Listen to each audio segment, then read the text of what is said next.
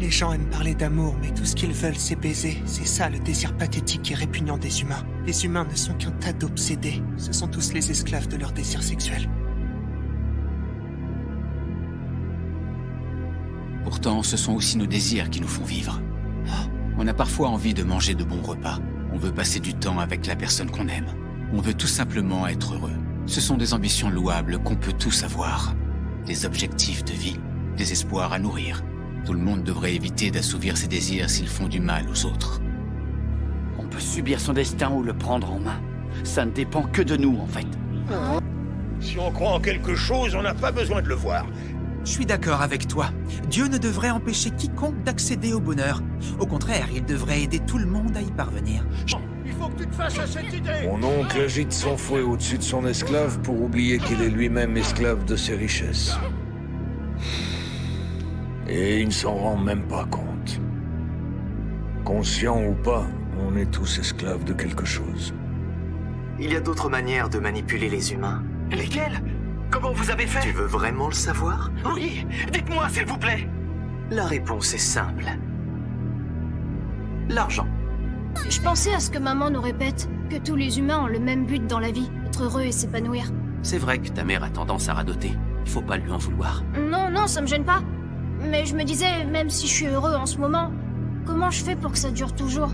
Et puis surtout, comment je fais pour que toutes les personnes que j'aime le soient autant que moi? Moi, je crois que le bonheur est toujours là au fond de notre cœur.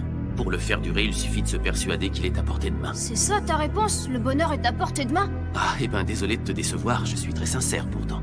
Peut-être, mais ça marcherait pas sur tout le monde. Les gens qui voient tout du mauvais côté, ils accepteront pas de croire que c'est aussi simple. À quoi ça sert de concevoir un monde idéal si on peut pas en profiter soi-même?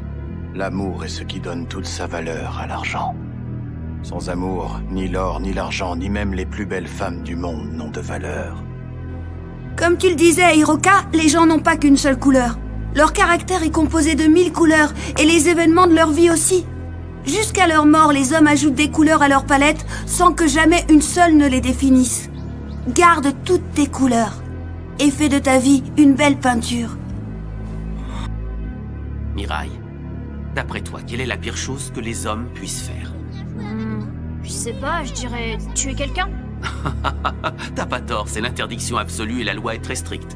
Excuse-moi, j'aurais dû formuler ma question autrement. En fait, ce que j'avais en tête, c'était quelque chose qui n'est pas illégal, ni même amoral, mais quand même déshumanisant. Là, comme ça, je vois pas du tout, désolé. À mon humble avis, la pire chose dont on puisse se rendre coupable, c'est de haïr quelqu'un d'autre. Fais-moi confiance, ça n'apporte que le malheur. Que ce soit dans ton propre cœur ou dans celui de la personne que tu détestes. Mène ta vie comme tu l'entends, mais n'oublie jamais ce que je vais te dire. Il y aura toujours des gens qui t'aiment et qui sont prêts à te soutenir. Et toi, tu auras toujours l'occasion d'aimer et d'encourager les gens qui ont besoin de toi. Ton existence est aussi précieuse que celle de n'importe quel être vivant. Je sais. Moi, je l'ai su trop tard. Je suis une âme qui n'a pas su voir la beauté de la vie. On sera tous égaux quand il n'y aura plus de traitement de faveur dans notre société. Peu importe où les hommes naissent, ils ont tous le même droit au bonheur. Ah, oui, ils y ont droit, mais ils n'y accèdent pas tous. Certains hommes s'accrochent aux autres comme des moules sur un rocher et les entraînent dans leur chute. Les autres sont forcés d'aider ces bons à rien, et pour eux, tes paroles ne sont que des excuses. Les personnes issues d'un milieu favorisé ont beaucoup plus de chances de s'épanouir, physiquement et émotionnellement. Les beaux font des beaux, c'est comme ça, il faut l'accepter. Et bien sûr, en contrepartie, les moches font des moches. Quant à moi, j'en ai marre de vivre dans un monde où l'on est obligé de se cacher pour dire la vérité. Certaines choses ne sont comprises que lorsque nous les avons perdues. C'est en nous comparant aux autres que nous arrivons à évaluer notre degré de bonheur. En constatant que les autres sont malheureux, nous estimons que nous sommes heureux. Oui, je sais tout ça. Mais il y a d'autres moyens d'être heureux. On peut aussi trouver le bonheur en rendant les autres heureux. L'avenir est le fruit du présent. Rien n'est écrit. Et moi, je veux saisir mon propre avenir. Rien n'est prouvé. Je crois aussi que notre vie nous appartient. Chacun est libre d'en faire ce qu'il veut. On ne peut pas décider pour les autres. Je trouve pas ça juste de tuer une personne qui a envie de vivre juste pour défendre les théories de quelqu'un. J'ai pas pu aller contre mes principes. L'homme a sans doute besoin des autres pour être heureux. Mais ce n'est pas en se comparant à ses semblables qu'il trouve le bonheur.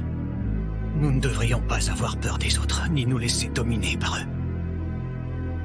De toute façon, nos actes et notre avenir sont prédéterminés. Tout a été écrit à l'avance. Nous ne pouvons pas lutter. Tout ce que nous pouvons faire, c'est tirer le meilleur parti du rôle qui nous a été assigné. On ne revient pas sur le passé. Le temps est venu pour moi d'assumer mes actes. C'est pas toujours facile d'avoir une vie sociale, mais les problèmes relationnels, ça fait aussi partie de la vie. Et on a tous besoin d'avoir des amis. Laissez-moi poser la question à l'humanité tout entière. À votre avis, qui était là en premier? L'homme ou Dieu? C'est plutôt l'homme, non? C'est l'homme qui aurait créé Dieu? Non, c'est pas possible. Eh ben, c'est Dieu qui était là en premier, non? Il est arrivé, puis ensuite il a créé Adam et Ève. Non, mais ça, c'est un mythe imaginé par les humains. L'univers dont nous faisons partie a été créé il y a 13,8 milliards d'années. La Terre, quant à elle, est vieille de 4,6 milliards d'années. L'eau y est apparue, puis les micro-organismes, qui ont progressivement donné naissance aux poissons, aux amphibiens, puis aux reptiles. Et un jour, l'homme a fait son apparition.